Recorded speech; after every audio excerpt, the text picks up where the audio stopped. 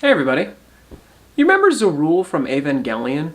Fun fact is that Zerul actually means Hand of God. Zerul is also known as Serviel and was sent by God to help David kill Goliath. This name's pretty fitting since Zerul was the strongest of the angels to attack Tokyo 3, one of the three that actually was able to penetrate the headquarters. Just a fun fact.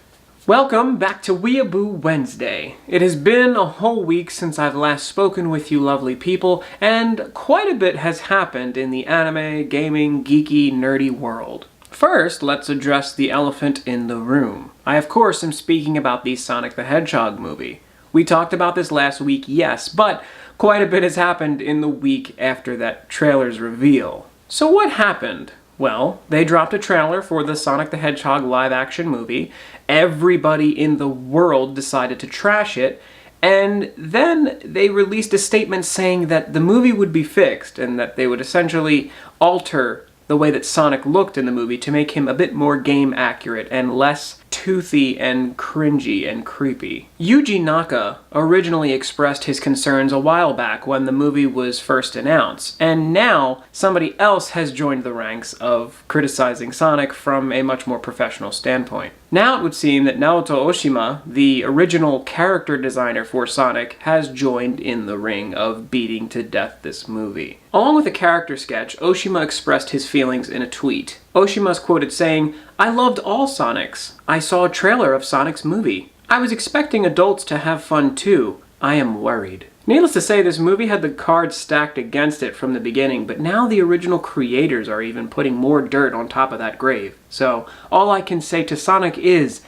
Godspeed. If you're unaware, a movie called Kingdom recently had a run in Japan that was absolutely box office dominating for the country. The movie made $6.17 million in its opening weekend, which is nothing to sneeze at considering it's Japanese cinema. Now, Funimation has teamed up with Sony to bring it to the United States.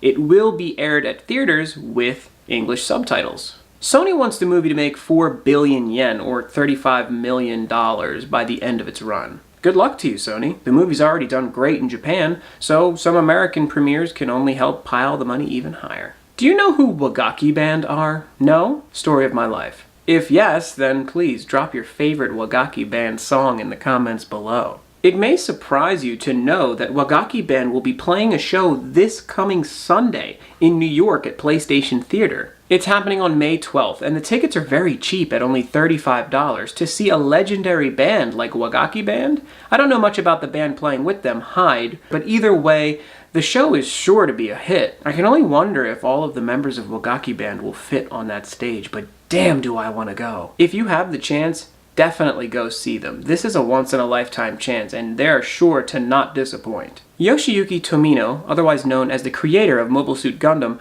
recently gave a lecture at the Takarazuka University in Japan. He was talking to the students of media and arts, and in this lecture, he brought up Spider-Man Into the Spider-Verse. He described it as a very weird anime, and essentially sang the praises of saying that it was so well made that even people that don't watch animation came out to see it in droves because of how realistic and strangely animated it was and how captivating it was. He also made the point to say that a film like this was the result of everybody putting in everything they had to make something so spectacular. He used this as a rallying cry to the students of Tokyo, saying that they had to outdo this. Even after a 65-year-long legendary career, he still expresses remorse in not being able to crush Hayao Miyazaki as some sort of adorable rivalry between the two. It would seem he hopes to push these students into further heights so that anime and animation, of course,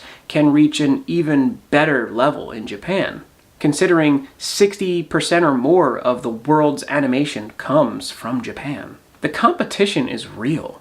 Bandai has been releasing Gundam model kits since the 1980s. In the nearly 40 years that Gundam model kits, otherwise known as Gunpla, have been being released, there have been over 500 million of these kits shipped. With over 2,000 varieties of kits released, the 500 million kits shipped worldwide could be lined up box to box and circle the Earth 4 times. The last milestone was reached back in 2010 when 400 million kits had been shipped. To come such a long way means that there are Gundams all over the world, and that makes my heart very warm. A lot of power is shifting around in the anime industry right now that you may not be aware of. It was recently announced that Colin Decker, the former COO of Crunchyroll, would be taking the lead as general manager of Funimation. Funimation is one of the biggest anime distributors in the United States. But not many know that back in 2017, Sony Entertainment acquired a majority share of the company. This was, of course, after the founder Gen Fukunaga stepped down and took into a chairperson's role. Strangely enough, even though the former COO of Crunchyroll is now the general manager of Funimation, due to Sony's acquisition, the former partnership between Crunchyroll and Funimation has been terminated. Despite this, they're now signing a deal to stream with Hulu. I don't like this, because ultimately it spreads everything out too far. We have too many companies bidding on anime rights in the United States, and sure, it creates competition, but at the same time, it makes it so that you basically have to subscribe to multiple things to be able to enjoy all the series from all these different companies. But I suppose the good thing is seeing movies like Kingdom come over to the United States, because that is a result of Sony's partnership with Funimation. I guess we'll see where this leads. MomoCon is a popular anime convention held in Atlanta, Georgia, and this year it will be held from May 23rd to the 26th. It should be common knowledge now that Goida Suda, also known as Suda51, will be attending the convention. Suda is known for the games Killer 7, No More Heroes, and even Lollipop Chainsaw, and he's attended the convention in the past. Last year, they revealed the Killer 7 PC edition. They're going to be live streaming the panel that Suda will be hosting, and it has been said that he will make an announcement at this panel. What could it be? Only time will tell, but the panel will be available to watch May 26th, so that should be the last day that MomoCon wraps up. So it could be big. E3 is right around the corner in June, so this could streamline into that. Who knows? Finally, Takeshi Obata will be releasing a new chapter as a one-off manga for Death Note. Evidently, it's going to deal with the events caused by Shinigami when they appear on Earth. This is great, because I didn't think there was enough coverage of the Shinigami in Death Note. And if we're getting this little one-shot manga, I think that would be a nice way to flesh things out, maybe just a tiny bit further. Either way, I'm excited to read it. And with that, we have a package to open. Inexplicable shirt change now. Hey everybody, got a giant box from AmiYami, and I got it right after I posted last Weeaboo Wednesday, so gonna have to open this now and splice it into another video. So let's do that! I'm so strong! We're gonna open this one the old-fashioned way. Oh, thank you for recycling, Oni-chan. Arigatou gozaimasu, Oni-chan. Don't ever say that in my face ever again! Let's get it open, baby! I'm excited for this one. There's not much in here, but it's gonna be cool. This is so much filler. Okay, so I took out all the stuff that was in here. This is how much filler was in the box. There's nothing else in here. And they said they couldn't ship it air small packet. I guess that's why. I guess I got paper. If anybody needs some, hit me up. I'll send it to you. Item number 1. This is really stupid, but I thought it was funny, and I love Vegeta, so I got a cable bite of Vegeta. Basically, you put it at the end of your charger, and it looks like he's biting onto your phone or whatever you're charging. See? Now Vegeta's biting onto my phone. So for this next item, I'm assuming that NHK or Domokun, whoever handles that, teams up with a bunch of companies to basically replicate characters from either shows or documentaries and stuff like that of historical Japanese figures.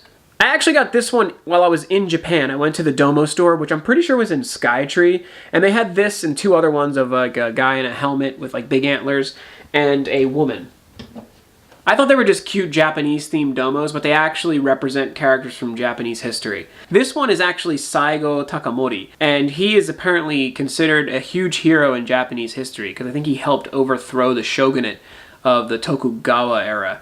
There's actually a show called Segodon that I guess follows him and the actions that led to him being considered such a hero. So you can't really see it through the box, but He's in there, and he's got a little Shiba Inu. That was the main reason I got it, was because he had a Shiba Inu. And he's pretty adorable. And there's, assuming Mount Fuji in the back. Next item. This one's a little dumb, only because it's so simple, but as somebody who draws, I love having pencils. And one of the best pencils I've ever used, and most artists will agree, is the Kuru Toga mechanical pencil. So I got one from Japan specifically that actually has Kirby on it. This is an expensive little pencil. Apparently what it does as you write is it spins the lead every time you put pressure on the tip of the pencil. So this allows the lead to be used from a different angle each time you press it down, which means it will never go too dull on one side or be too sharp on another, and it will always pretty much remain the same tip forward, which is really cool. And you may not know this, but I'm actually a huge Kirby fan. So that's that. Now you may be thinking, wow, very boring. A Domo figure that's old, a cable bite of Vegeta, and a pencil. What else did you get? Well, glad you asked. Quick trivia. What's this from? Oh,